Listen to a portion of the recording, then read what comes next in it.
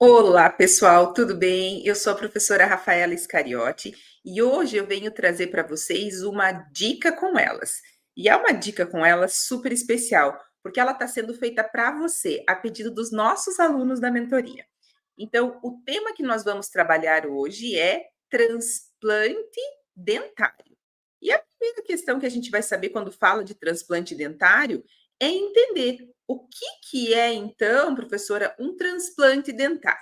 Então, eu quero mostrar aqui para vocês agora essa imagem que eu vou estar aumentando para a gente entender a definição de transplante dentário.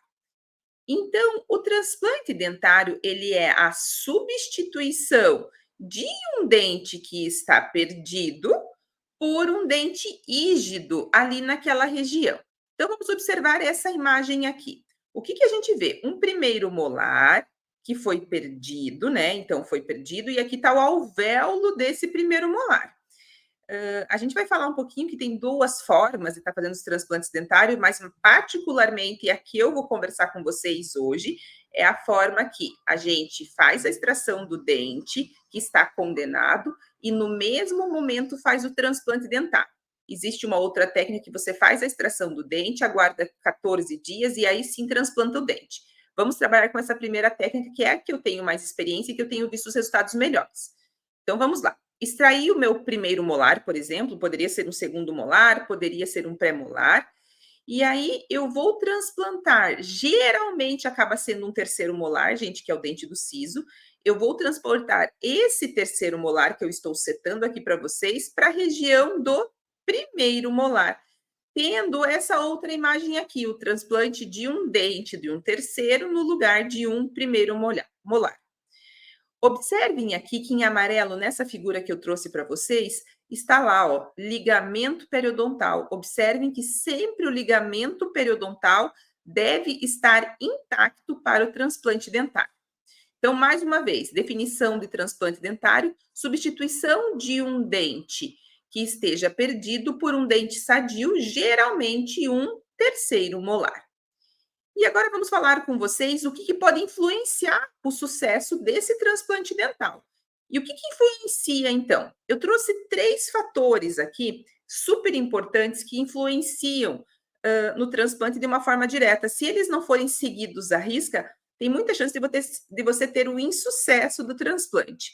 Então, como qualquer técnica, a gente tem que trabalhar de forma adequada para ter sucesso na nossa abordagem. Então, o que influencia o sucesso do transplante dental? Primeiro ponto, gente, e já mostrado na figura anterior, a integridade do periodonto ou do folículo dentário. Eu preciso que o meu periodonto ele esteja intacto, ou se for um dente em formação, que o meu folículo esteja intacto. Isso é super importante. Então, eu não tenho o periodonto intacto, eu não tenho um folículo intacto, não transplanta, porque não vai dar certo, né? Item número 2, que eu quero conversar com vocês. Eu preciso que a minha técnica ela seja realizada de forma asséptica, ou seja, evitando todos os níveis de contaminação. Com isso, muito provavelmente você vai ter sucesso na sua técnica, né?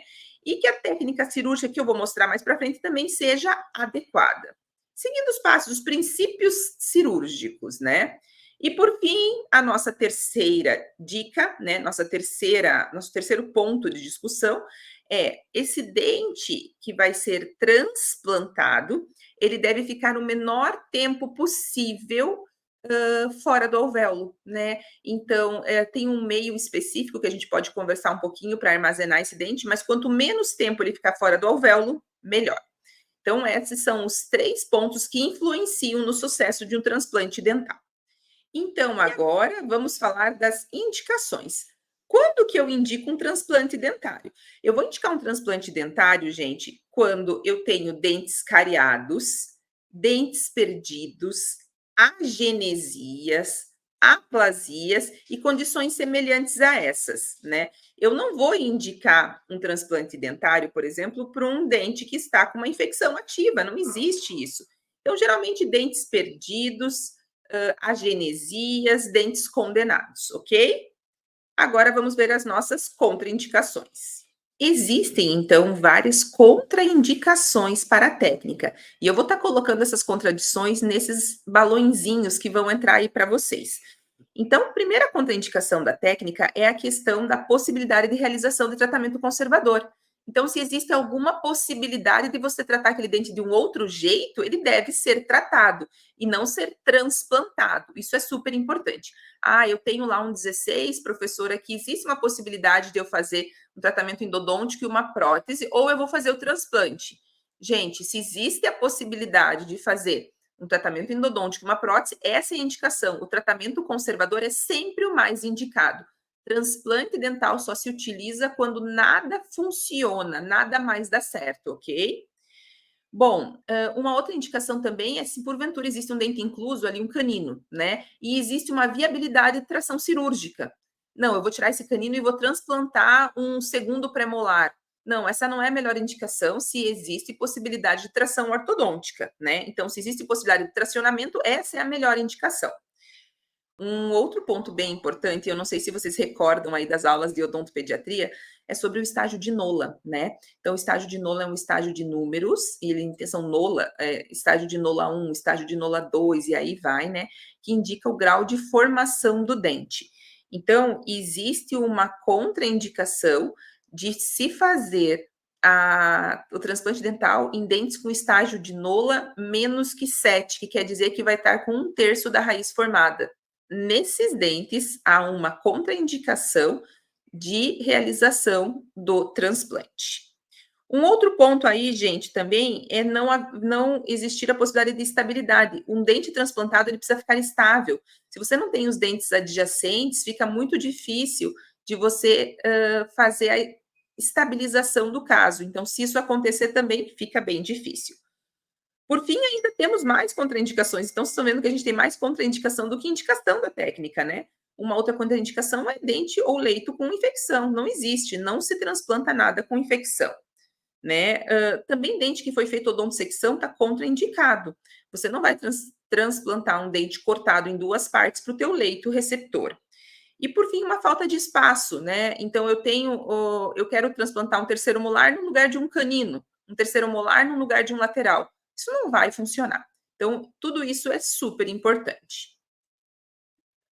Em relação a dicas sobre a técnica, né? Dicas sobre a técnica, nós temos aqui algumas que são bem importantes. E eu vou reiterar com vocês a importância de se fazer uma avaliação imaginológica desses casos. Para quê? Para você avaliar o tamanho do dente que vai ser transplantado versus o tamanho do alvéolo, como eu já falei. Então, assim, é importante que o local do alvéolo que vai receber o transplante seja compatível do ponto de vista de tamanho com o dente que vai ser transplantado, né? Ah, professora, mas o formato do dente é diferente. Por exemplo, eu vou transplantar um pré-molar numa região de um lateral. Gente, a única coisa que anatomicamente vai ficar estranho um pré-molar na região, mas depois se faz estética, se tudo funcionar. E a gente tem casos lindos disso, né? Nas agenesias dos laterais. Mas agora eu vou colocar um terceiro molar na região de um lateral. Não vai, não tem como dar certo, porque o alvéolo não vai me permitir isso, né? Então, uma dica sobre a técnica é tamanho do alvéolo versus tamanho do dente. Uma segunda dica em relação é a importância da contenção. Vocês estão vendo que além de eu estar com as papilas íntegras, suturadas, eu preciso que esse dente fique contido naquela região. E existem várias formas de contenção. Existe forma de contenção com brackets ortodônticos, com fios de amarrilho, com suspensões e com essas suturas, que é o mais conhecido. Geralmente, esses métodos de contenção, eles precisam ficar até 3 meses na região, ok? Terceira dica, gente, sempre manter o dente transplantado em infraoclusão, como que vocês estão vendo aqui, abaixo da oclusão dos outros dentes, para você ter uma estabilidade primária. Essa é uma dica super importante sobre a técnica também. E por fim, e não menos importante, é sobre o armazenamento desse dente, né? Eu tirei lá o terceiro molar e vou colocar no alvéolo do meu primeiro, quando e em qual meio que eu devo armazenar. Então, eu vou dizer para vocês que na nossa prática diária, o que a gente tem utilizado é o soro fisiológico, mas existem outras soluções que são consideradas as ideais, mas de difícil aquisição. Uma dessas soluções é a solução de Rank, também tem a solução via spam, né? que são soluções específicas, né, com uma melhor osmolaridade, né, maior presença de cálcio e magnésio, mas o soro fisiológico tem funcionado muito bem. Quero aproveitar esse slide para comentar com vocês um outro ponto aqui importante, que é assim, como que eu sei se está funcionando o meu transplante dentário? Eu preciso acompanhar esse dente com testes de vitalidade para saber se não houve necrose óssea, avaliar a profundidade de sondagem e recessão gengival. Então vamos lá. Quais são os 3 fatores que devem ser avaliados no pós-operatório? Recessão gengival, profundidade de sondagem e teste de vitalidade. Ah, professora, mas eu fiz teste de vitalidade em 2 semanas depois do transplante e deu negativo. Gente, a gente espera pelo menos 4 meses para avaliar esses parâmetros, tá? Em relação à recessão gengival, é muito difícil acontecer recessão gengival. Então, se acontecer uma recessão importante antes desses 3 meses, fique super atento que alguma coisa está errada com o teu transplante dentário. E agora a gente vai falar nessa parte que vocês mais gostam, que é a parte da técnica. Como que eu faço um transplante dentário? Então, eu vou colocar um esquema aqui de um artigo bem interessante. A gente está deixando esse artigo para vocês aí nas referências, mas ele tem um esquema, um fluxograma de transplante dentário, de técnica cirúrgica. Inicialmente, eu vou começar com o procedimento cirúrgico pela anestesia. Na sequência, eu vou acessar o sítio cirúrgico. Terceiro, eu vou fazer uma extração atraumática do meu terceiro molar. E olhem só, armazenar aqui numa solução de Rank, né? Que eu falei para vocês que pode também ser a solução fisiológica, né? Na sequência, eu vou preparar o meu leito receptor, irrigar muito aquele meu leito receptor com solução salina. No meu quinto passo, eu vou inserir o meu terceiro molar abaixo do plano oclusal, ou seja, em infraoclusão, e estabilizar, preferencialmente com splint, né? Ou com contenção de sutura, o que for. Na sequência, eu vou fazer o fechamento do meu retalho. Então, até aí, eu fiz a minha técnica do transplante dentário. Na sequência, eu vou fazer passar as instruções para o meu paciente. Vou passar terapia com antibióticos, antibióticos convencionais, dieta líquida e fria, né? Pastosa também, isso é importante. E vou passar bochechos com clorexidina 0,12% por uma semana. Na sequência, eu vou remover a sutura uma semana depois. E os splints aqui, eles colocam até 4 semanas, tá? 2 a 4 semanas. A gente tem muitos artigos falando que a manutenção desses splints por até 3 meses. Se necessário, depois de 2 a 3 semanas, tá? Eu vou avaliar a necessidade de tratamento endodôntico. Mas lembrem que a gente só realiza o tratamento endodôntico depois de 4 meses do transplante dentário, ok? Trouxe mais uma figura desse mesmo artigo, porque eu gostei bastante, só para vocês relembrarem qual que é o dente ideal aqui para se fazer o transplante. Então, observem que os dentes aqui, eles estão em letrinhas, né? A, B, C, D, E e F. E o que esse artigo mostra? Esse artigo é o mesmo do esquema que eu acabei de mostrar para vocês. Ele mostra que os melhores estágios para se fazer o transplante dental é o mais tardio possível ali no estágio, na letrinha B, que se chama de estágio 2, né? Indo, gente, aqui não é estágio de Nola, tá? Só para vocês, quando eu falo estágio 2, não é estágio de Nola. Aqui nós estamos falando dos estágios de desenvolvimento de uma coroa de um molar de acordo com Murus, tá? É outra referência de 63. Então, ele fala que no final do teu estágio 2, que é a letrinha B, até o teu estágio D. Observem que entre o B, o C e o D, a gente tem dentes com mais de 1/3 da raiz formada, tá? E ainda a gente finaliza em D, no qual o ápice do dente ainda está aberto. Esse é o estágio ideal para se fazer o transplante dentário.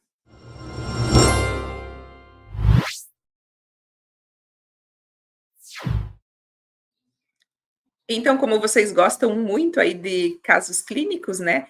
Eu trouxe 2 casos clínicos que não são meus, são casos clínicos de revistas científicas. Vou aumentar a imagem aqui para vocês entenderem melhor. Então, aqui é um transplante de um pré-molar na região do incisivo central. Então, a gente tem tanto as imagens clínicas, nas imagens A, B e C na primeira fileira, quanto as imagens intrabucais e as imagens radiográficas. Olhem que resultado interessante que a gente tem. como eu falei para vocês, vão dizer assim: "Ah, professora, mas está um premolar no lugar de um central". Depois a gente só vai resolver do ponto de vista, de estética, né, para a gente melhorar essa questão, mas o resultado ele é muito interessante. Mais um caso clínico aqui para vocês, na realidade um passo a passo, então uma extração aqui de um 36 condenado, né, não tinha mais como fazer o tratamento endodôntico dele, retratar, já estava com lesão de furca, e vai ser feito o transplante aí de um 48, né, então, desculpem, um 46, né, condenado, e um 48. Então é feita a extração desse 46, é feito o preparo do alvéolo, na sequência é feita uma extração totalmente atraumática, sem odontosecção, sem alteração do ligamento periodontal desse 48, e o 48 é colocado na região do 46, com tensões, acompanhamento radiográfico, e olha lá o que a gente tem na figura H. Um resultado super interessante. Por fim, preciso falar com vocês aqui sobre as complicações. Qualquer técnica tem sua complicação. E a gente tem duas complicações aí importantes, que é uma anquilose dentária e possibilidade de reabsorção radicular. Mas são complicações que podem ser tratadas. Eu espero que vocês tenham gostado dessa nossa dica com elas. Um abraço e até a próxima.